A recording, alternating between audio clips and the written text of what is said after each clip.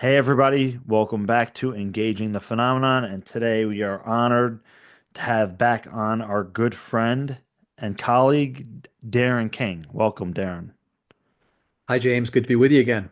Yeah, and for people watching and listening, Darren also goes by the handle Exo Academian. I like to call him Exo.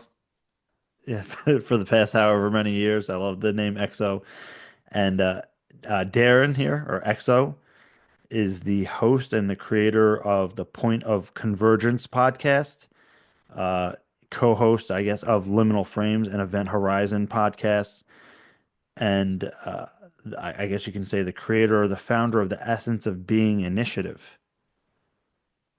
And also, Darren is an advisor to the John Mack Institute. So he's a man of many gifts. Yeah, it's a busy time, James. Lots of things going on, and what I love about each of those things is they all kind of feed into each other. So what I learn in one area helps benefit another area. So busy but exciting times. Yeah, I remember when I was like, come on, man, I hope you create a podcast one day. Right? I remember that too. That was like what 2017, 20, no, maybe 2019. Yeah, 2019, I think it was back Yeah. then. Yeah. So yeah, it's great to see. Wow, man, like it's like day and night full blossom, man. You're out there now. Uh, As are you, sir. right. T times are changing, I guess. Yeah. So, just for people watching and listening, Darren, you gotta check out all his work. The links are going to be in the description, but he is very articulate and eloquent in describing what I would consider advanced and complex, nuanced topics that involve the UFO phenomenon, but much, much more. And he's able to communicate it in a succinct way that is just like bam. And after you listen to it, like, oh wow, I get it. So I really appreciate how you're able to uh, make what Jim Semivan would call the undigestible or indigestible digestible as a guide for people in all the work you do. So I really appreciate your work and again that you're able to take a lot of these complex ideas and make them palatable for even people like me. People like you, sir, you are deep in it with me. So thank you for that, though. I appreciate that. Yeah, and I believe you have something coming up with the Essence of Being initiative. Yeah, so I have two new online classes that I'm teaching starting next week. The first is my expanding awareness class. That'll be the fourth time I've taught that now, which is amazing when I think about that. That class is very much about interiority and a journey within, honing our subtle skills. There's a guided meditation portion of every session for that class. We also talk about how development happens kind of socially and psychologically, externally as well. So, kind of both the internal and the external awareness growth. And then there's a new class I'm starting as well called Frontiers of Experience, which basically takes the different contact modalities, NDEs, OBEs, shamanic journeys, psychedelics, telepathy, clairvoyance, precognition, channeling, dreams and dream work, and contact with NHI, and takes each of those and does kind of a survey course where we delve into each of those on different weeks and then also talk about what that reveals about the nature of reality. So both those classes are starting next week. People can still sign up and they can find out more information at essenceofbeing.info. That's great. And also you are going to be involved with the Archives of the Impossible, I believe. Yeah, so I've been part of the archives team. We've been, as you know, taking John Mack's archives as well as the Whitley Strieber archives, beginning to work on applying AI to that material to try to recognize patterns and whatnot across the different data sets. And that'll be talked about at the Archives of the Impossible conference, which is UFOs and the Impossible. So Jeff has this long history of exploring different impossibilities. And this time, the central theme of the conference is going to be UFOs, which is going to be great. I was at the last conference and that was amazing, but this is really going to be prime time, I think.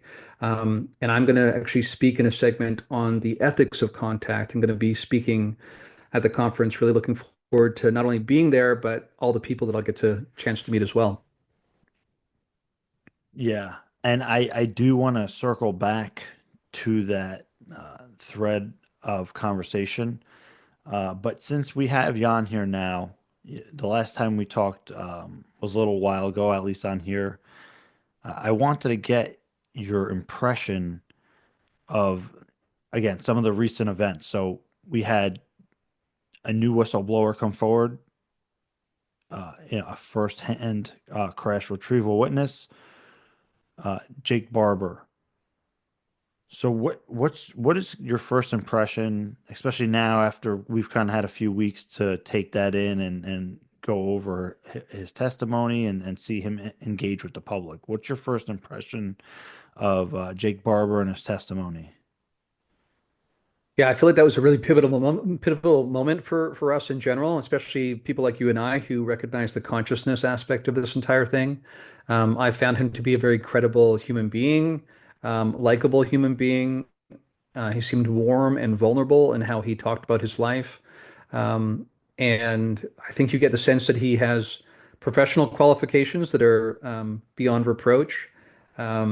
Clearly, because other people came forward and also supported his testimony, people he's worked with and whatnot, you get the sense that this guy is who he says he is and worked in the areas he was able to work in and claims to. And in addition to giving really important information about crash retrievals, he also gave, I think, really helpful information about the way that the secret has been kept and things that are done well and things that are not done so well in terms of it not being one well-oiled machine, but actually these different siloed groups within government, basically. Um, and hearing him talk about being involved in those and at some point even being a bit fearful that he might be the arm that's cut off for the sake of plausible deniability, and then having to go to Congress and then realizing that they were feeling threatened and vulnerable as well was pretty interesting. But I think his testimony was essential because of what he revealed about the nature of the cover-up and how it's worked, how the crash retrievals have worked, the fact that he saw a couple different craft that he considers very much non-human in origin. And then finally, I would say his actual contact encounter with that feminine presence was really compelling. I think that was the most compelling aspect of his entire testimony. Yeah. And again, just like all those different bits and pieces that you mentioned that are important. And on top of all that, he's an experiencer. He had this experience with non-human intelligence, and it really touched him in a profound way. You can see the expression on his face and how all of that really affected him. So that, I mean, and again, and we have now on the record individuals basically saying CE5 or HICE, human initiated contact events, or contact work is something that's utilized, right? Yeah, By totally. Yeah, I mean, not only is he an experiencer, but they utilize experiencers to actually initiate the contact and to some degree even initiate apparently control of some of the craft. So that that interface that we hear referenced in the past, we kind of see evidenced here. That is fascinating. And again, for the consciousness piece, even for the nuts and bolts crowd, I think they're having a really hard time dismissing it at this point because it's very clear that not only has the intelligence community used remote viewing, for instance, historically, but they also are using psionics to actually encounter, interact with, and sometimes control these craft, and sometimes the presences that are behind the craft, including sometimes even supposedly the craft themselves, perhaps being conscious. So all of these revelations are remarkable and really put us in a different cultural moment, I think. Yeah, and these are things we've heard in the UFO lore, uh, through experiencers, and even through some whistleblowers here and there, and like dispart, sparse kind of separated pieces of testimony. But here it's like there's everything together in like one package, and it went out in a very big and credible way. Uh, again, I think Jake Barber's credentials are super impressive. And I think when you hear the context of him describing, I mean, even the parts that aren't dealing necessarily with non-human intelligence, just how he had developed his cover and became a red team member, and how he got the training. I mean, just the whole. I mean, I highly recommend everybody watch in full the 3 hour interview he did with Ross of his full testimony is just really. And then again, he was on Jesse Michael's American Alchemy, and he did another like 3 hours. Just a lot of, I think, incredible and important information dealing with everything from how some of these operations work to the consciousness aspect of it. It's just a lot of really, I think, again, the stuff that has been in the background in UFO and consciousness discussions for many years, but it's kind of injected in the mainstream. I think his testimony really pushed the conversation forward like 20 or 30 years, right? I think it was a major um, shift in the dynamic and the nature of the conversation we're now having in regards to UAP. Absolutely. It even goes into the protocols that they use, right? Using intuition, dialing down the intellect, and bringing the intellect back up once you've sort of made the connection. Some protocols that I've played with, and I'm sure you played with as well. And I think once you've experimented with these different protocols and experiencing different aspects of reality, you realize these are things that could be used even by, official quarters to sort of make these kind of contacts happen. And of course, what I think is also really fascinating and compelling for those who want to see the evidence, Skywatcher, the group that he's a part of, is actually going to try to do this. They're this year talking about kind of bringing about a kind of private disclosure, not just governmental disclosure, by actually calling these craft, having a bunch of sensors ready to measure these in various ways, and perhaps even land the craft and be able to provide materials for the public to view. So they're not just talking about what they've done in the past, but what they're doing now is pretty compelling. And they're saying, judge them by their fruit, depending on what they're able to produce over this next year.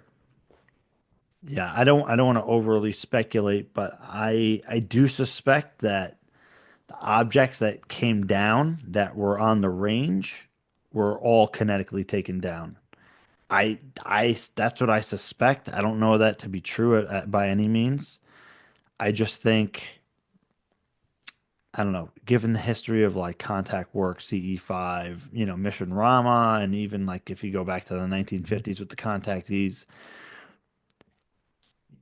there are stories of landings and stuff, but the if Skywatcher is able to do a demonstration and have an object land and just stay there for a study or whatever it is, I'll be completely impressed for sure. So I don't know if the objects that came down were controlled in the way they think it was, or once they came into proximity of the range, preferably or speculatively the area and desert of California, that they'll be able to get it to land as they are saying. Because I think maybe a lot of those were kinetically taken down by whatever means. It's a good point. And you and I are both aware of different experiencers in the past who've had a lot of success with CE5 or even things they wouldn't call CE5, but Right. just contact work in general, who have talked about, I've actually heard them sometimes say, I think I might be able to bring down a craft. Yet to see it actually happen, though, where they're actually able to demonstrate it and produce the materials. So yeah, it's a good point you're making. We'll see what happens. Yeah. And again, I'm really grateful that Jake and his team came forward, at risk to themselves. I think that, I mean, everything I've seen, it seems like they're trying to do the right thing for the right reasons. And I really hope and wish them the best. I support their cause. I'd really love to see uh, anything that they're able to bring forward. I mean, even just the idea of them doing what we consider contact work or contact modalities, even just validating that and getting, data on anomalous activity thereof is in, that alone is an incredible feat. So I'm looking forward to what they bring to the table. Mm. Uh, um, and so with that said, again, a number of his colleagues also came out and uh, one of, I guess on, I guess Twitter or X, one of the psionic assets also got into the idea that they do have their own protocols per se, but a lot of the assets at the end of the day have their own kind of process. So what did you make of that aspect? Yeah, that made a lot of sense to me, actually. I remember chiming in on that on social media because this is about intuition, right? And even when you think about the ways that people perceive through their subtle senses and their subtle anatomy, it tends to vary from person to person. And even when you're trying to play with these different modalities, it's good to try some different kinds because not everybody's the same. And so it doesn't surprise me when you think about different kind of clairs, like clairvoyance, clairaudience, clairsentience. Different people pick up through different modalities, and it even seems to track subtly their gross senses, right? So their subtle senses might track similarly. So what might work for one person doesn't necessarily work for another. So it's the same basic protocols, but I can understand that the specifics would be different based on the person because it's our consciousness basically interfacing with the field, and that's going to be unique to each of us. But at the same time, what's really compelling about what they're saying is that we all, to some degree, have this capacity, that the fact that this underlying field of connectivity exists is one of the most revelatory aspects of the entire thing. Yeah, again, and again part of why I think that his testimony has taken the conversation like 20 or 30 years ahead. Again, there's been other people, uh, credit where it's due. Stephen Greer has been talking about this, beating this drum for 30 plus years about consciousness and initiating contact and many others. But yeah, again, it was just really great that that's on the record in that way. Uh, Now, what did you make of the the kind of like the effect it had on Jake, seemingly this whole experience, right? He seemed to have like there was like a transformative quality to the interaction. I know you have a talk coming up that's going to touch on that kind of perspective or paradigm shift. Yeah, that's a good point. So yeah, in Colorado, I'm going to be speaking at MUFON, Colorado, in May, and the title of the talk is Contact as a Mechanism for Worldview Transformation. And I would say that, yeah, actually, Jake Barber is a great example of that. And you and I both know there's a lot of people that have had this kind of experience. Now, partly what you have to do whenever you discuss this kind of thing is allow for plenty of range, right? Because some people don't have the same kind of experiences. Some have pretty overwhelming or negative experiences. So we need to account for that as well. I think, again, part of the challenge is because this is already pretty overwhelming for some people, they want to make it neat and tidy, and it's just not. If anything, we're opening up into a broader reality that has more to it than what we already know about reality, not something we can just add on top. But that said, within that plurality, within that myriad different kinds of experiences people have, a pretty common trend is people have these experiences that are totally transformative. The Dr. Edgar Mitchell Free Foundation study found the same sort of thing. We're finding similar things in the research we're doing at the John Mack Institute and archives, where people, it's not to say they don't have initially discombobulating, overwhelming experiences. Even Jake, you can tell, did, right? He said at one point he wasn't sure if he was going to be able to complete his mission. But at the same time, what's so compelling about his testimony is you can see how he's still moved almost to tears even now, years later. And what's fascinating in that interview is that he says, not only did it impact me then, but I feel like it's still guiding me now. Yeah. So this element is not only fascinating and compelling, but I think it actually holds out hope for us and the world, because I think a lot of us recognize the world is in a really crazy spot right now. We seem to be like a runaway train, not able to stop ourselves. But when you see people like Jake have the experience he had and how it transformed his entire life, and to the point you made about him being brave and stepping out, absolutely, he has nothing but things to lose by stepping out in the way he's doing it publicly. But I think part of the reason why he's doing it is because of the transformation that's happened to him. And he recognizes there's something really beautiful, something harmonious, something that's unitive, that speaks to a unitive experience of all consciousness, humankind just being one of those kinds. And he wants to be part of seeing that, come into the world more. So for me, that was absolutely compelling. Not surprising, though, because I know that's a pretty standard element of this phenomenon for a serious numbers of people. Yeah, and I want to say I did. Wow, you know what? I did an old video on my old channel, which like I haven't touched that channel. It was like from 2014 or so, uh, and maybe the video was in like 2015 or 2016, and the video was called "Contact as an Awakening Process," right? And I don't I what I was trying to do in that, and I ended up writing an article. I never published it actually.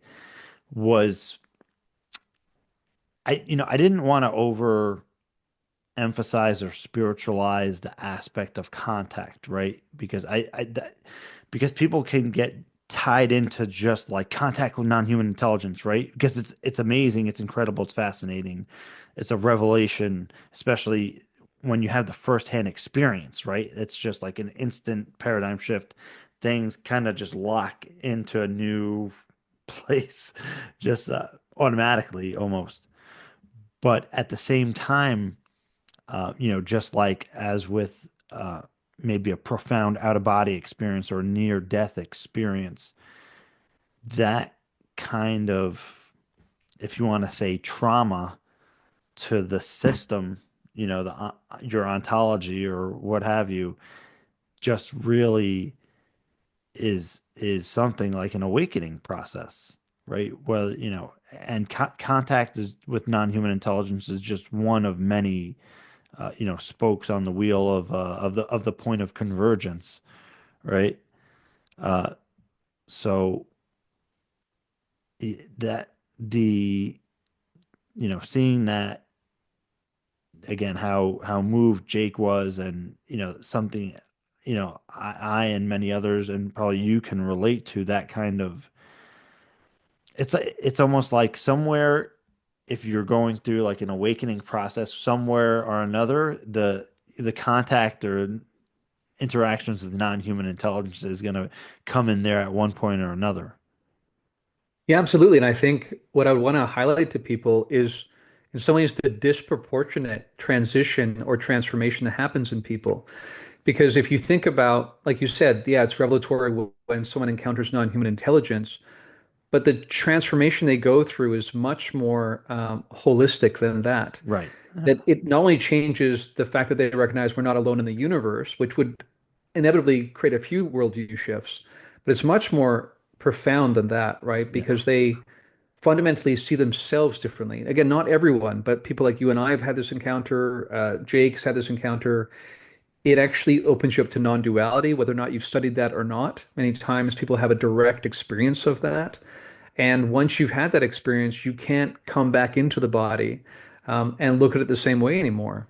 I mentioned a revelatory experience I had on Christmas Day that was similar, and it does change how you think about things, changes how you think about this context. And of course, that's the challenge for people who have not had the experience because they're kind of sitting in the dark wondering, well, how can you have that perspective now? It's difficult to convey if you haven't had the experience. But again, I think if you just look at how compelling Jake seems as a witness, when you see how much he's transformed, this big, rugged military guy who's almost brought to tears when he thinks about this encounter he had.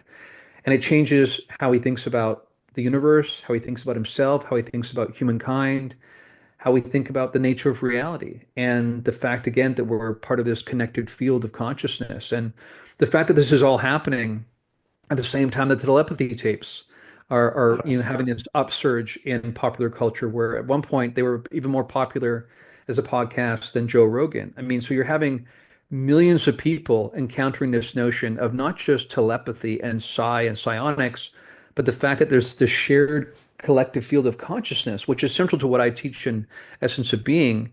And once people start tapping into that, even as a possibility, then that starts popping all over the place in terms of new potentialities that come online.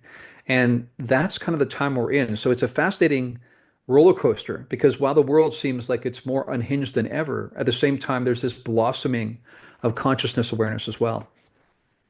And it's funny because one of the next things I was going to pivot over to was the telepathy tapes, and you brought it up uh, because yeah, I wanted to get some of your impressions on the telepathy tapes because I mean, even for me, just listening to that, I mean, they're talking mostly in the telepathy tapes about human to human telepathy, which I love how it's described because it's more than just like an audible hearing of what people assume telepathy is, especially if you've experienced it or like a telepathic lock on or, different terminologies that are used.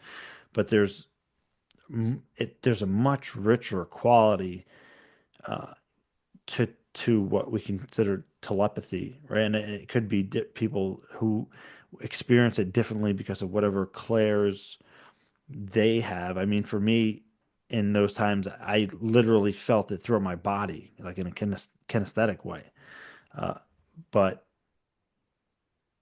some of the ways that they're describing the telepathy in the telepathy tapes, I had experienced those exact sentiments, but with non-human intelligence. So it was super validating to hear that they're talking about that. But I mean, even more incredible actually to me is that it was from human to human, right? Because the idea like it's we can even rationalize it more if it's non-human intelligence, so they're using technology to do it, which it might be the case in some of the interactions, right? But maybe there's other interactions where it's not technology in the way that we're thinking about it in a mechanical way.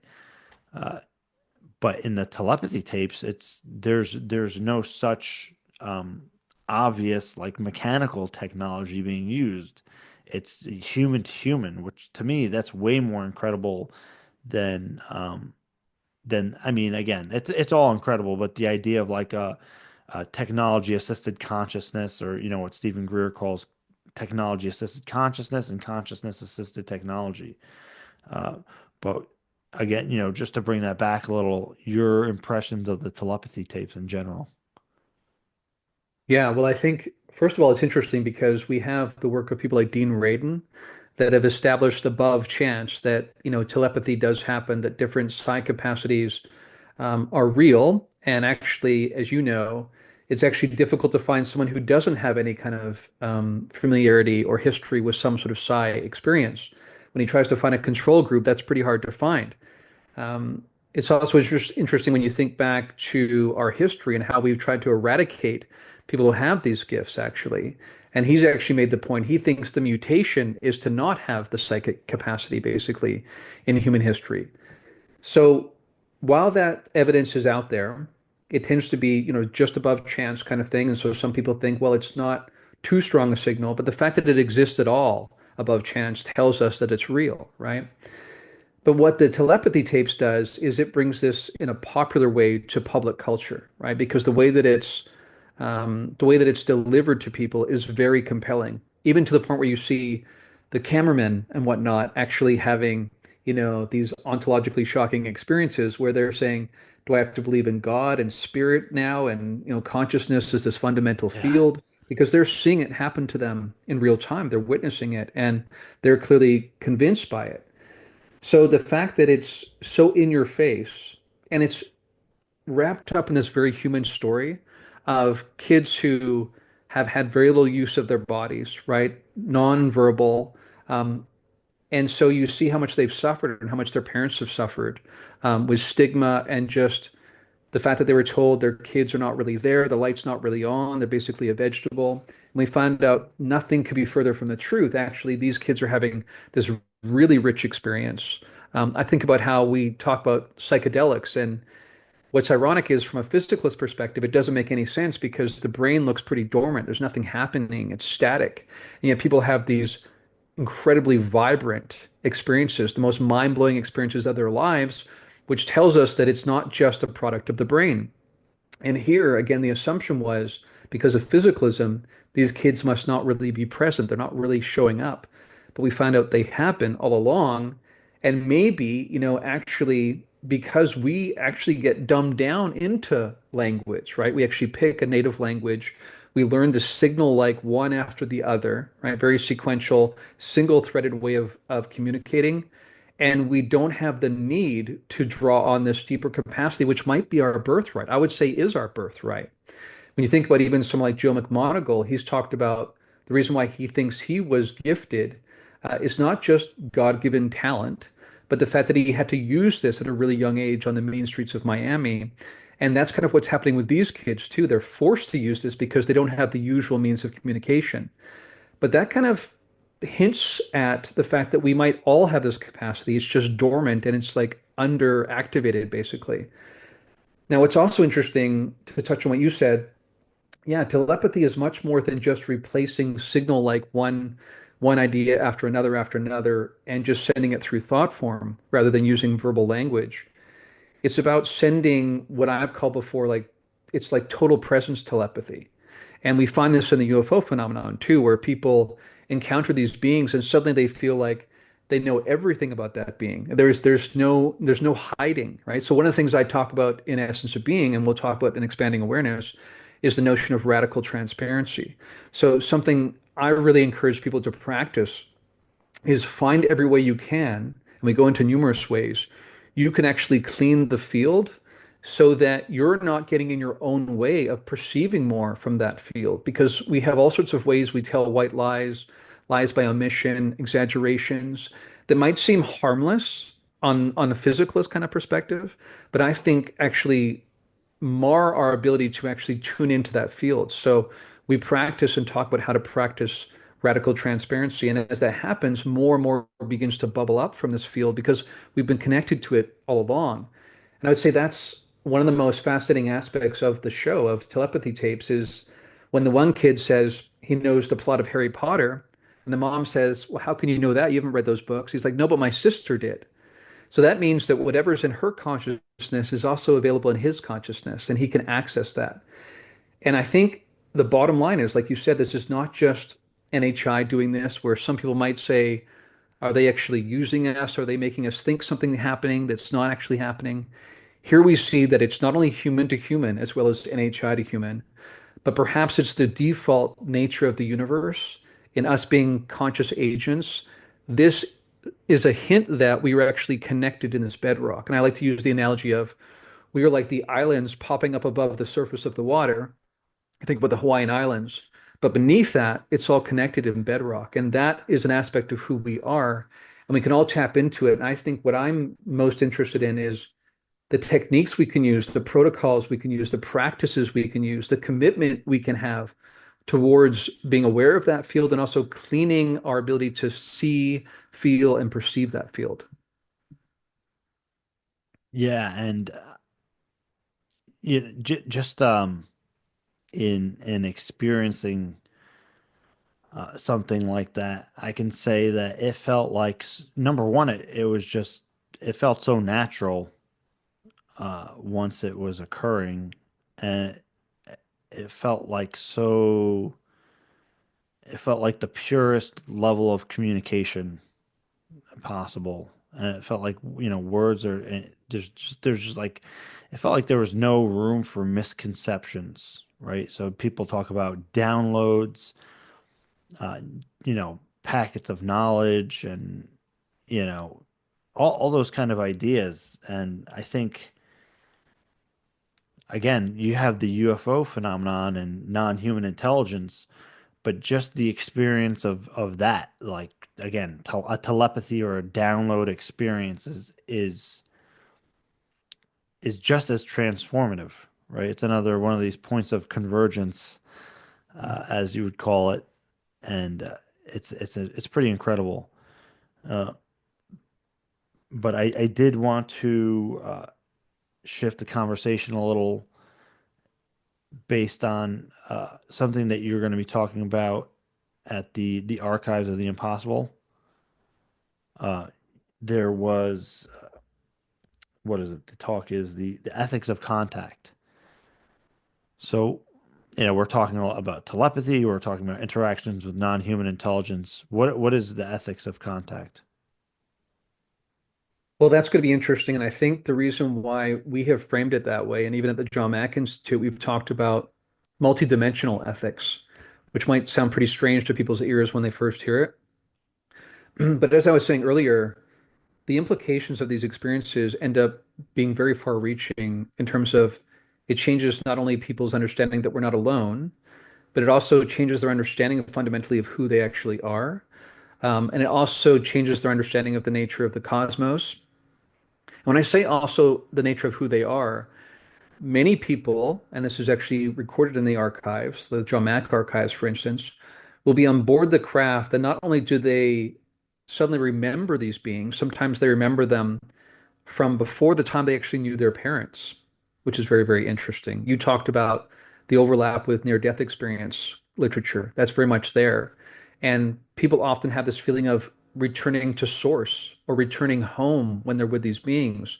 There's this really uncanny aspect to the contact experiences where people feel like they're in a different mode of reality altogether. So even when we talk about, is it a place, is it a state, it's hard to know. And to some degree, our language is insufficient. But because of this, some people come into an awareness of themselves that's more expansive and more multidimensional than what we inhabit in this manifestation, in this body mind, as you and I would call in Buddhism. So when that's the case, that changes how we think about the ethics. And this is what I mean by multidimensional ethics, because there's as much of a revelation in this phenomenon for who we ultimately are and us being multidimensional beings ourselves that awaits us here. And I think is essential for us to grok in order to address some of the challenges we're facing. Because I would say all the challenges we're facing, and this is very central to essence of being again, arise from the illusions of scarcity and separation.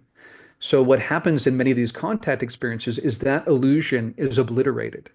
And so that changes how we think about even notions like abduction, which again is not to excuse all kinds of abduction as actually being positive, benevolent things, but it's more complicated than saying it's kidnapping as well, because there are many situations where people do come into an awareness that some part of them at some fractal level was aware of this and was agreeing to this.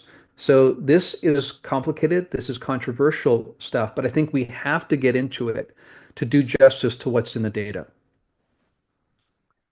Yeah, and just for people watching and listening, is they can they are people still able to tune into the Archives of the Impossible or register? Or, Well, the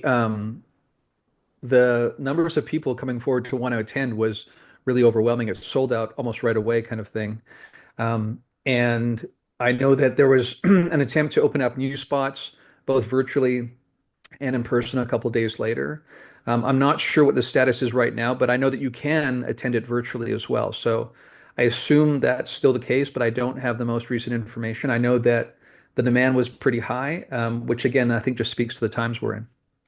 yeah, and there's just a lot of great uh, points to touch on with the ethics of contact aspect because a lot of times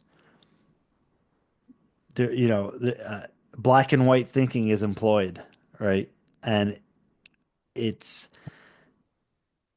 it's easy for that to for people to kind of latch onto ideas like that because let's say there's a TV special and somebody that is part of the disclosure conversation says something, they don't necessarily have the time to explain and break down everything that they're saying, right?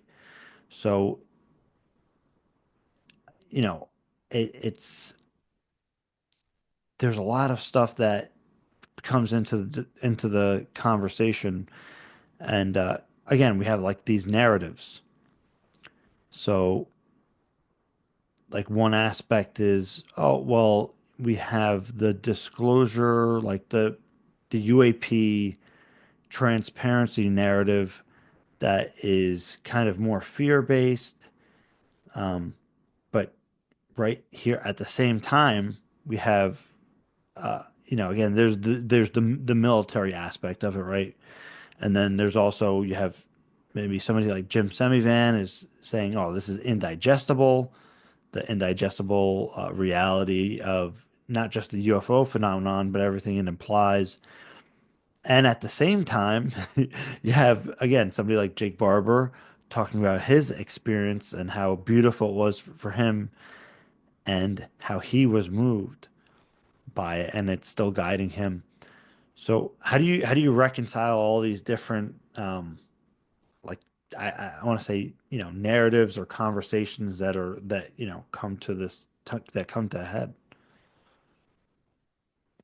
Well, I'd say employ something we talk about in Buddhism, which is, wide focus, soft gaze. Try to take in the fullness of what the data is suggesting and don't too quickly latch onto one narrative. As I sort of hinted at the beginning there, I think we have more to expand into than we already have in our understanding. So it's going to fundamentally change how we understand everything. And I think, because of cognitive dissonance, people like simple answers. And people are looking for, okay, so there's NHI, great. So what are they here for? What's their agenda? Are they friendly? Are they foes or what? And of course, it's so much more complicated than that. I think there's likely numerous different origin sources for different kinds of NHI.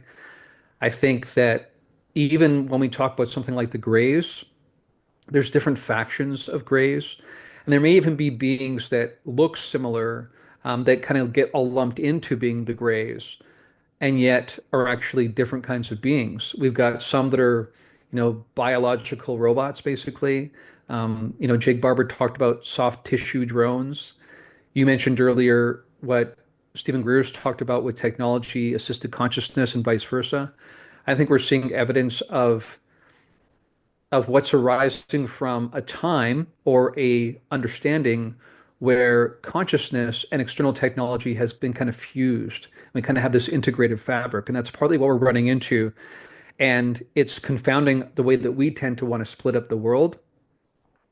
So there's many ways this is challenging us. And even when we try to say, is it technology or is it consciousness? I don't think that's going to work anymore because there's Right. too much fusion at this point.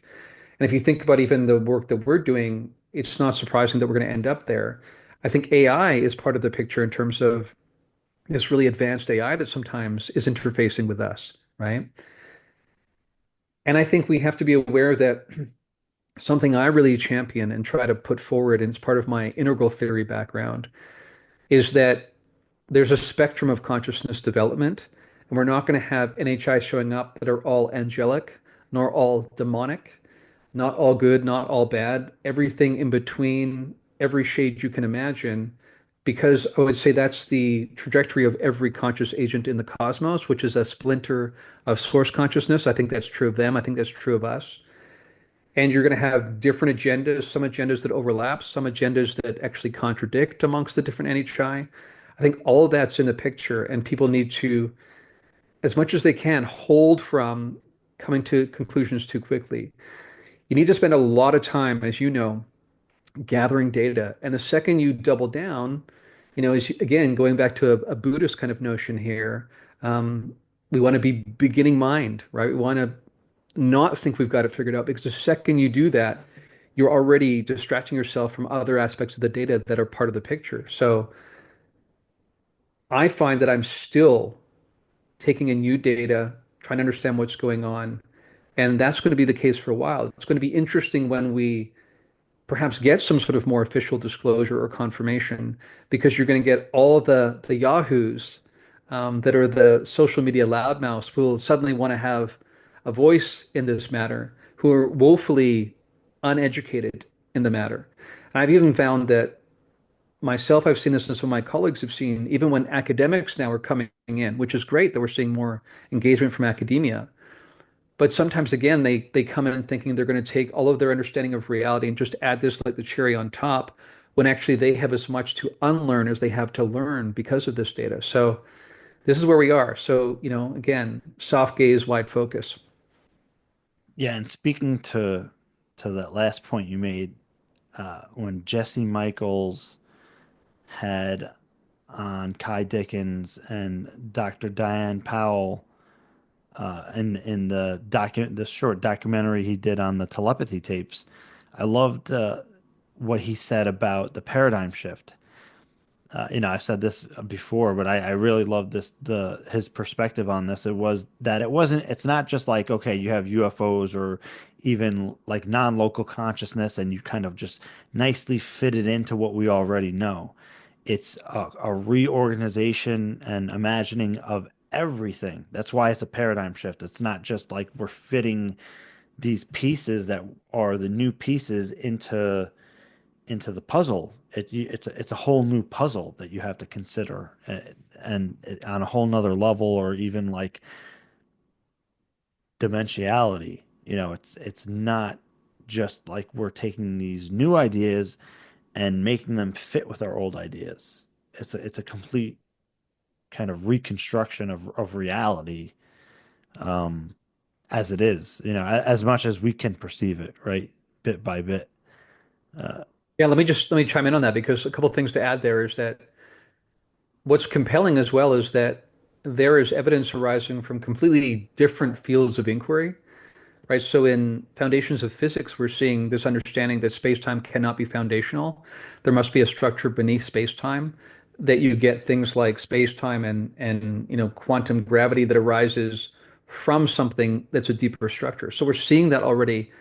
And that's has nothing to do with UFOs, has nothing to do with the telepathy tapes, right? This is yeah. in like hard science, the people who are just doing the math and realizing the math itself, really fascinatingly, is pointing towards this deeper structure, which could very well be consciousness. We've got people like Donald Hoffman who understand from a psychological, neurological point of view, like when he says your neurons have no causal power, he means that you might see some things, some chemistry moving around in your brain, but that's not causing your experience. That's sort of a correlation to your experience. So correlation versus causation. So absolutely, what we're finding is that while old ideas die hard and physicalism is still kind of hanging on at this point as the dominant paradigm, we are very much in the midst of a paradigm shift. And Jesse spoke to that. And all of these different fields are all converging and pointing to the same kind of reality, which I think is what's most compelling. And I just want to add too that this is where we have to also be aware of our own biases because of our own experience. So, for instance, some people might say, a notion or a model like idealism is hard for them to grasp because everything feels physical to them, right? So they have this kind of bias that there must be a physical reality that's distinct from our mental kind of processes. And yet, number one, when it comes to physics, when you really boil down and get to the microscopic, the subatomic level for a table, it's mostly just fields that are interacting, basically. And, I have this one protocol I use with galantamine where I have this lucid dreaming protocol. And in those dreams, I am able to become completely lucid, walk around, explore the most granular details of this other world that I'm exploring that is very much just as physical, as concrete as this world.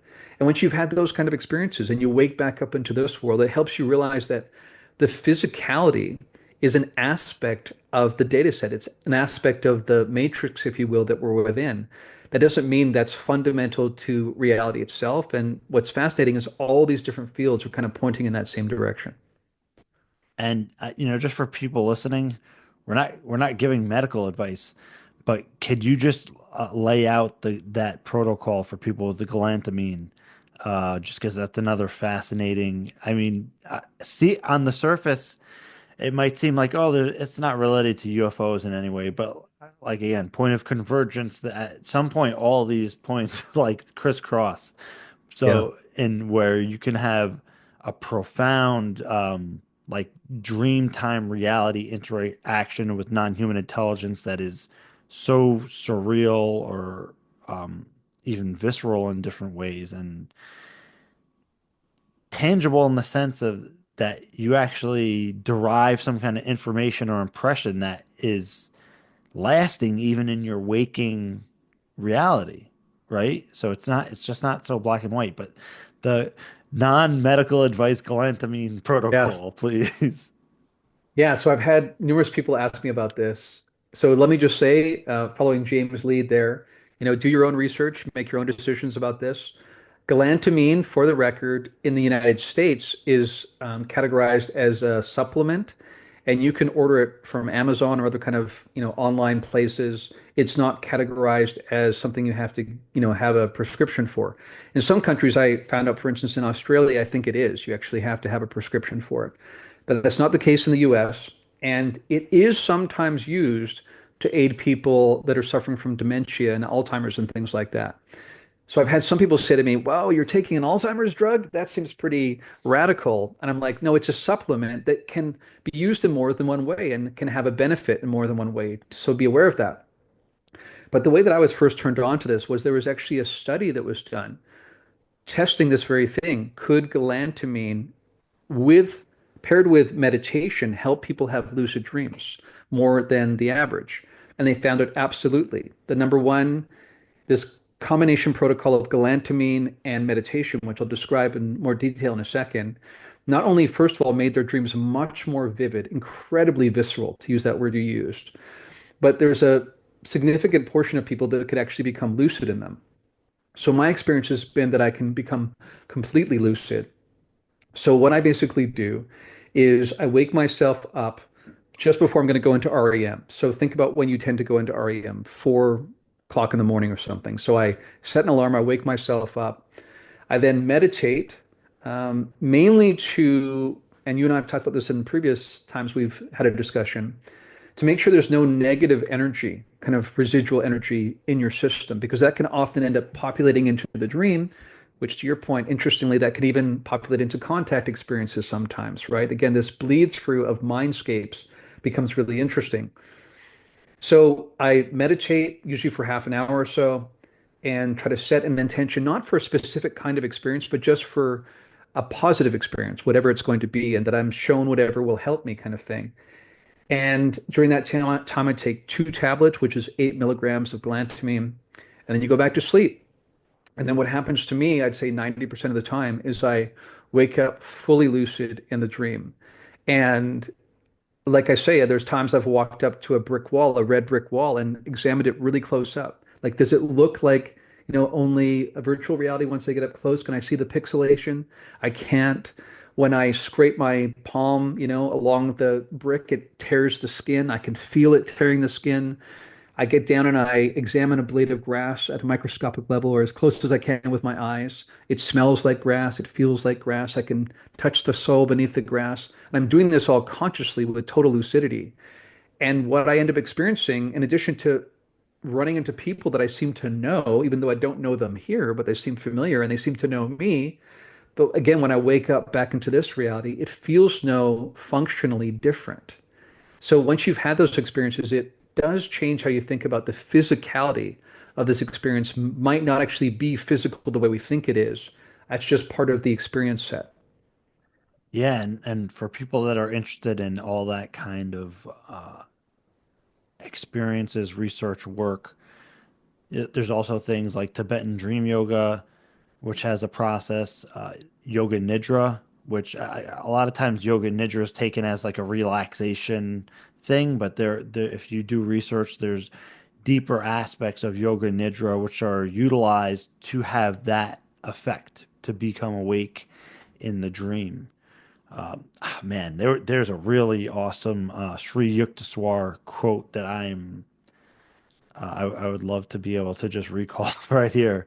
He says it's basically to the effect of just as um, you know when waking up from a dream that you are kind of aware of the idea you were just sleeping and dreaming, this reality itself is yet another layer of that so-called dream. So it's just these layers of subtle realities that are overlapping on top of each other, and you can, in some ways, sometimes people do it spontaneously, other times, there's practices to kind of converge, right? To unite these kind of different realms of reality, and see how they're actually integrated.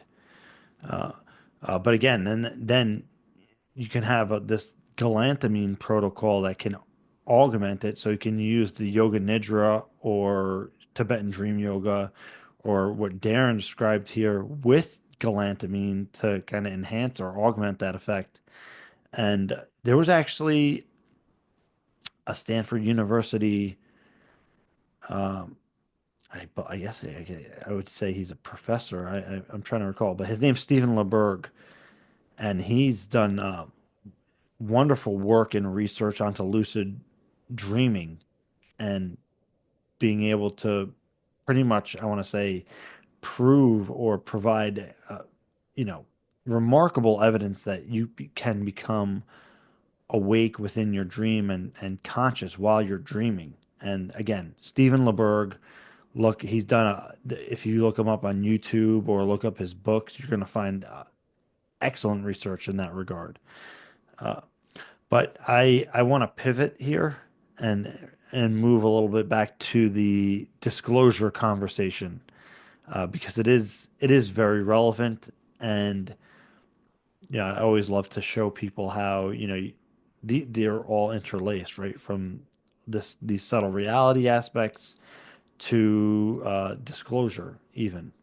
And yeah, everybody knows there's a kind of a big documentary coming out. What's your first impression of the Age of Disclosure? Yeah, it's head spinning how many things are going on and how quickly things are coming out. We already had, an unprecedented number of documentaries around UFOs already. And then this one, the preview came out for it a couple weeks ago, and it looks like it takes the cake of all of them in the sense that the potential impact it's going to have on our society. Because while some of these other documentaries that are great, different series and different movies, are absolutely trying to win a certain audience and often are, airing on streaming platforms and things like that. But this Age of Disclosure film, it's very clear its entire purpose is to make the point and to have disclosure happen in our time. And they are stacking the deck incredibly so to make that point. And what I mean by that is that they take all these different politicians, these different scientists, these high-ranking officials that would be in a position to know that's really important, on both sides of the aisle, people with, again, scientific backgrounds, whether they're, theoretical physicists or some other kind of science, but making the point over and over again that not only do non-human intelligence likely exist in the cosmos because of the size of the cosmos, but they are actually here. And so I think it's Jim Semivan who says, the sort of famous quote, they're real, they're here, and they're not human, right? And Yeah, that kind of is that in your face moment that is meant to get people beyond the standard conversation around the water cooler that maybe people have been having, that, yeah, maybe have you seen these things out there? It's some strange lights and whatnot, but this is making the case that this is not a question, right? We think again about Carl Nell, zero doubt, right? yeah, 100%, right? We hear these unequivocal comments being made by people again who would be in a position to know. And, again, Jay Stratton, I think, sort of takes the cake even more so in that preview because he says, I have seen with my own eyes non-human craft and non-human beings. So here, we have some evidence from people like Philip Corso in the past who've talked about coming across bodies. Now we have much more recent figures that are involved today who are claiming they've seen this as well, who have high credibility. And the fact that this is happening and it's so in your face, it's meant to make it so you can't leave the theater without having to address this question, come to terms with this question, with all the ontological questions that arise, nevertheless. So I think it's really consequential. I don't see how this is not going to turn the page in some major way. And, this ongoing question that many of us have is when is mainstream media going to get involved? To some degree, mainstream media is less relevant than it used to be. You and I talked about this. Shows like Joe Rogan have higher ratings than a lot of these mainstream media do now. And now we have people in government with this recent shift that's happened politically, people like Marco Rubio, who's now Secretary of State, who've been some of the most outspoken figures on this matter. So this seems to be going full steam ahead, and it's a really incredible cultural moment to live through. Yeah, and again, we were talking before we started recording about just there's so many things that are happening right now. It's almost like you can't even see past the next week. There's just so many impactful UFO podcasts, documentaries, articles. It's no longer like a surprise to see in a headline somewhere that we have uh, recovered non-human technology and non-human bodies, right? Reverse engineering programs. It's now part of the mainstream discourse around UAP. Just a few years ago, in 2017, it was like, oh well, there's UAP, but we don't know what they are. And you can see gradually, and I dare to say strategically, that conversation has shifted from there's UAP, we don't know what they are, to crash retrievals, non-human intelligence, non-human biologics, to psionics and interactions with non-human intelligence. uh, what do you think comes next in the conversation? Well, I think one aspect that's been hinted at by people like David Grush that has not come out so much is to what degree have there been accords, right? So, to what degree has there been not only knowledge of these beings, but perhaps even some sort of agreement that has been made? We have all heard these stories about the Eisenhower administration and, overtures that were made by one kind of non-human intelligence that was turned down, another one kind of showed up, and that ended up being the one the accord was made with. We have Jason Sands talking about a being that he ran into, blue skin being that seemed very positive, that was wearing kind of military clothing, though. This is something that comes up over and over again, right? This notion that sometimes people run into not just what look like alien beings, but also human beings, and not necessarily human beings from, on another planet or from the future, but seem to be somehow connected to our military in some way. So I think the cooperation that may have been in play here is the X factor. And I think this is where, speaking of Jim Semivan and indigestibility, that will be a shock to the system. And I think one thing that has happened that I've noticed, being a more progressive person, I've nevertheless seen that the left politically tends to put that in conspiracy theory camp and doesn't think that's even possible, let alone that NHI could be here. But you're talking about us making agreements with them, with our military industrial complex. Come on, that sounds ridiculous. And yet that seems to be what the evidence points towards. So, what is the nature of those agreements? To what degree are they still active today?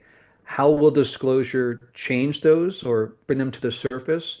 What role is or will NHI have in this entire disclosure process? I think that, is the X factor, the agreements, the accords, and what role is or will NHI have in this ongoing societal conversation? Okay, so now we're we're going to go a little deeper on that. And what do you think when you hear things like hybrids and non-human intelligence walking among us? So I have no problem believing that at all. Have encountered people in my life and the amazing life I get to live who have astounding capabilities that to me are beyond the average sort of human capacity. I think that the way that this shows up is different than people might think. I think some people think, well, wouldn't they show up in genetic scans by now if these people are walking the planet? I'm not convinced that it shows up in DNA in the way we think it does. It may, but I'm not convinced of that. I know people like Gary Nolan have said that if there were hybrids, we would have seen evidence of them by now. I don't think it necessarily shows up that way. I think some people might show up in a normal scan as completely human, or maybe the caudate putamen might be augmented in some way. That's one of the things I'm really fascinated by and have been exploring is different neurological configurations and the role that they play in kind of anomalous perception. But yes, I think that those people absolutely do exist. I think that when I think back to John Mack's work in the 90s, you cannot get away from the hybridization, aspect of this, that abductions are completely wrapped up in that. To a large degree, that component of abductions was primarily for this hybridization process. So those hybrids still exist.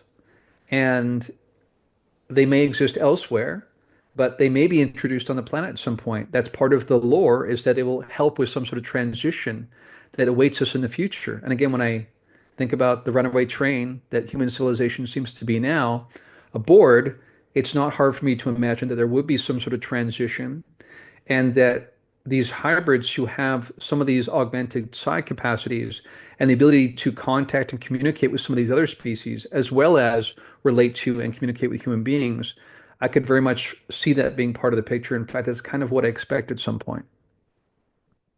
Yeah. I know that's a lot for people to consider.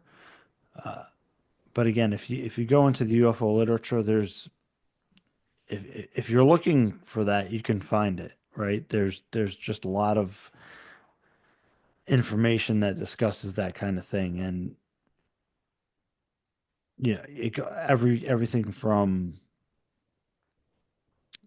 the different types of interactions with non-human intelligence, but also the idea that they're walking among us in some shape or form.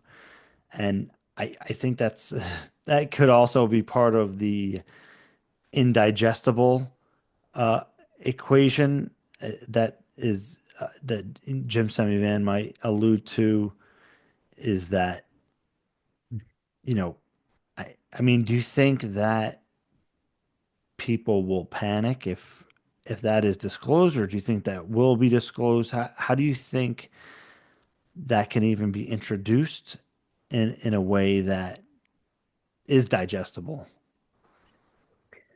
Yeah, there's so many fascinating aspects here. All the rabbit holes we can pursue, right? Like, so for instance, I'm very aware and I've spoken with people who, for instance, in school, after they finished school, they were bused to like the Lockheed facility in Northern California. And they were put in a chamber with this is a Caucasian woman I know had this experience.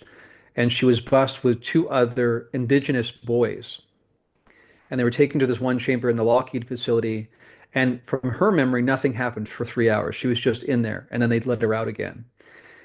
She doesn't know what happened, but clearly something happened. And on top of that, there were strange events, like, for instance, her science teacher pulled her aside and said to her, "It's really important for all of us that you do really well in this program."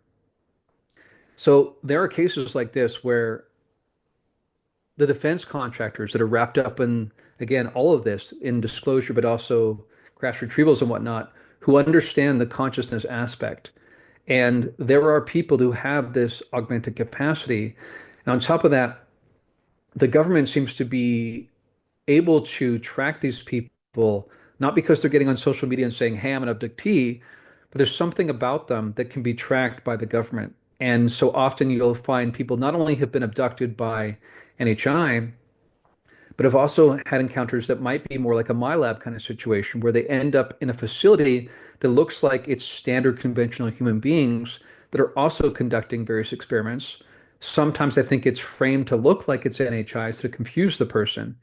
Very often, these people I know have some sort of connection to the Air Force, family members that are connected to the Air Force, and I think this goes way back. Speaking of Accords, it goes even back prior to that in terms of secret schools and understanding and whatnot. This is a lot, right? And so this is to answer your question, like how will people react? This is what I bring up a lot because when people think like we're on the verge of disclosure, what does that mean exactly, right? Yeah. Because again, this impacts every aspect of life. It impacts our history, our future, our origins, the nature of reality. How do you disclose that in 6 months, right? I don't think you can. It's obviously going to be a process, but how it is handled, I think, really depends on how it's rolled out and what's said and where and when. And I think to your point, I heard you hint at this earlier, that there's been kind of a coordinated approach for some time now, at least beginning in 2017, leading to some sort of rollout, and that's what we've been seeing ever since. Right. And I mean, we even have to some degree the plan, right? Carl Nell uh rolled out the plan for the disclosure plan, right? It's outlined a little bit in the UAP Disclosure Act, but Carl Nell had that nice graph that he showed at the Seoul conference of a timeline and the different stages of that timeline. And I mean, that gets into a whole thing of, how much I do think they're kind of assessing how the public reacts and like, okay, we're ready for the next phase and we're ready for the next phase. But I'm really curious as to how far that can go. I am kind of surprised it is as far as it is now already. But I mean, again, some of the things that you just mentioned, uh, I mean, how do you put that out in mainstream media? At the same time, I honestly would not be surprised to hear that in the mainstream media after something like the Jake Barber testimony, right? Like if there's another layer or level beyond that. I mean, we have the Scott Andrews story that has not come out yet, and that touches on some of those aspects of where this guy was a kid and recruited by the Air Force and he went in his father's belongings and there were records of him that he actually found and there was like a Havana syndrome aspect, but also the whole remote viewing and psi aspect to it as well. So there's, you know, uh, that book is going to be coming out. We have uh, Jay Stratton has a book coming out, uh, and I mean many others. And I again, even going back, right? We had Jim Lukatsky talk about, the U.S. government gaining access to the interior of the craft. So I'm really interested in where's the line gonna be? And I had to ask people like Lou and Hal, like what, how far are you really gonna take this? And both of them, without hesitation, said all the way. And I think Right? it's partly because it's kind of like being a little bit pregnant, right? It's pretty hard to Yeah. do it partially. You have to get ready for the full picture because inevitably the questions will arise. And to touch on something you asked about earlier, I mean, I had a pretty long conversation with Carl Nell a few months ago, and my sense is very much people who have some of the highest clearances recognize that the work to be done now is preparing the soil in society for disclosure. So it being less about when disclosure happens and it being more about how do we do the preparatory work to make sure society is ready so it won't be such a shock to the system. And I think since then you've seen this very dedicated effort to slowly, put this out in new quarters and different quarters, financial sectors and that kind of thing, right? We think about the SALT conference that happened. Not only good for raising money, but also good to seed into the markets that this is part of the reality because we know fear and greed rule the market. So you want to do some prep work to sort of seed that in that mentality so that it is not such a shock to the system. So I think very much we're into that aspect of the operation. It's the preparing society for this reality, which means things like getting more academics engaged, releasing information to make them realize this is based in reality and that even it seems logical that this would be the case. So you hear Carl making the, comment about the size of the universe and how even things like the speed of light are likely not limitations. He's doing all of that to seed the appetite of academics and whatnot to get involved so that we can normalize this before the shock arrives, right? So I think that's the aspect of the operation that we're very much seeing happen right now. Yeah. And again, I just there's a lot of talk about this year in general, 2025. a lot of people they're hinting new whistleblowers are coming. They're not even hinting, they're saying, there's even more whistleblowers coming forward uh, with different pieces of the puzzle. I mean, again, it's almost hard to keep track at this time. It's like a full-time job trying to keep track of all the developments. Where again, like 15 years ago, if we got like one news article, not even positive, that just mentioned UFOs, it was a big deal. Now it's unrelenting, and I'm optimistic in regards to the developments. I do see people concerned about different narratives and well, this is going to be spun into a fear propaganda thing, and it's going to be completely militarized. And again, then you have the aspect of like, oh, the 2027 conversation, and I'm still surprised that Jeremy Corbell went on the record and said what he did about all that. And there's been different people who have commented on it. So, just since I brought that up, what do you think of the discussion around 2027 or timelines in general? Yeah, I think that several things to sort of pull into the picture here. I would say that one thing I've noticed in the different circles that I track, which is not just ufology circles, it's other kind of sensing circles, kind of intuitive psionic circles, if you will.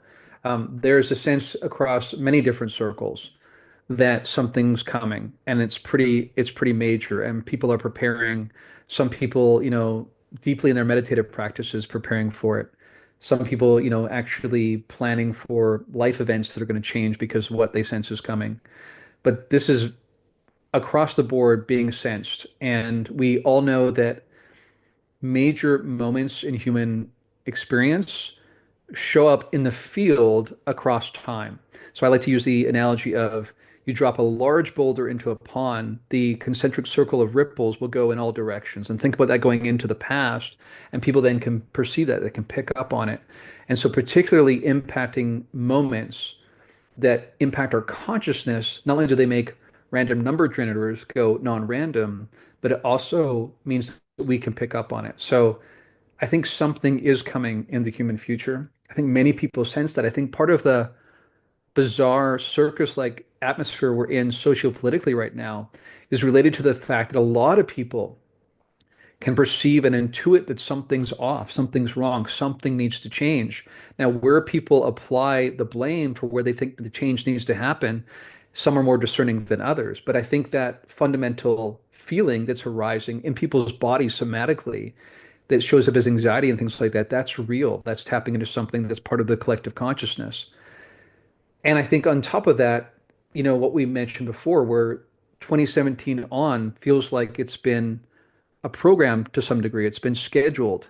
And I've heard people make reference to that. I can't say I know firsthand, but people have suggested to me that that very much was in place. And there was a pivot, a change in posture by the military industrial complex that even would allow people like, Ralph and Leslie's article to be published in 2017. That was the beginning of this. And it makes sense to me that government doesn't tend to want to make their lives uncomfortable. So the fact that they are planning for this and now rolling it out, I think suggests that something is coming. They know about it. And this is something in our future. Now, in terms of the 2027 thing, I don't like to get narrowed down to specific dates. I think that, my perception of the future is that the closer it gets, the more it crystallizes. So if it's still a couple of years out, it's still pretty nebulous. And there's all of us conscious agents that are playing a role in what's going to arise. So all of that's part of that. Even NHI have said that's the case. You can't necessarily predict this exact future. It's that far out.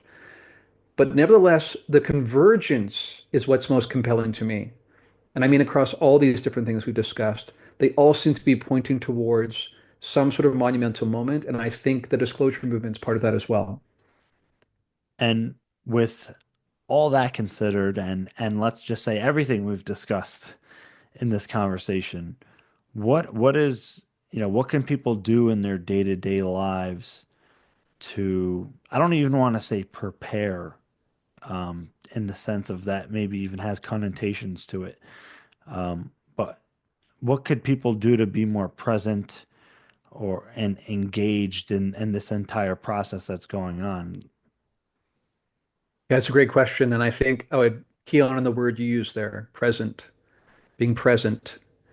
Because I think for a lot of people, the circus-like atmosphere that we're experiencing right now makes them actually disengage and kind of hide and choose to stay busy and stay distracted. I think one of the strangest aspects of our modern civilization is that we are more connected than ever in terms of potential, but we're actually more distracted and disconnected than ever in terms of the actual realized potential. And I think that's partly purposeful by gatekeepers, puppet masters, if you will, that want to keep us distracted from our true potential. When we talked about earlier the telepathy tapes and what that implies about our inherent nature that might just be dormant. I think there's control groups that don't want us to get in touch with that potential and how we could begin to unite so much more seamlessly with such greater strength if we, like you said, don't have miscommunication. There's not errors in translation because we're tapping into direct awareness of each other. I think that would be really powerful. I would want to encourage people to step into that, the potential of this moment, not just the craziness of the moment. And I would encourage people not to just stay distracted, not to bury their heads in the sand because it just seems that there's too much going on. Focus on the future you want to be part of and you want to embody and learn to develop these subtle skills, which means sometimes also working with intense energy, not just intensely positive energy, but also some of the fear states that arise in terms of what this means. Is this the end of the world? Is this the transition to a new world? All these things. A new world, if you can take it, right? Part of the lore. But working with that energy, learning to transmute that energy, I would say is primarily what we're here for. I would say this is a stage set for the evolution of consciousness. The physicality is just stage props to some degree. And so I think what I see happening here is while some people are responding with a lot of fear, I see other people looking at the nefariousness, looking at the darkness that seems to be arising. And in that contrast, they are waking up. They are sensing the potential here. They're sensing there's so much more to us than we've been aware of so far. And that's me making people dial in. It's making people focus on honing these skills, developing these skills, finding community to imagine and dream up new ways of being human and what human civilization 2.0 can look like on the other side of whatever's coming. I would say all of those things are really important that you think about your attitude. You not just distract yourself or bury your head. You stay focused, but also, lean into the kind of future you want to be a part of and find others that want that future as well and build community around it. Yeah, absolutely. I think that's a wonderful um, advice, if I can say, or some insight. And with all that said, it's been great having you on, Darren. Where can people find all your work? Thank you. I've really enjoyed it, James. They can find me on my YouTube channel, which is youtube.com/exoacademian, and they will find all three of my podcasts there. Also, Point of Convergence, Liminal Frames, Frames with a PH, a la Phenomenon, and Event Horizon are all their own podcasts. So on the podcast platforms, you find them individually. And then again, the classes that I teach and the coaching that I do, that's through my Essence of Being initiative, and people can find that at essenceofbeing.info. All right. And I'm going to have all that linked in the description. And thanks again for coming on, Darren, or AKA XO, and sharing some of your insight. I look forward to seeing your involvement with the archives and hopefully the talk at Colorado becomes available and whatnot. And again, I look forward to speaking to you again soon. Thanks, James. I always enjoy being on with you, so I appreciate it. Yes, sir. All right. Take care. You too.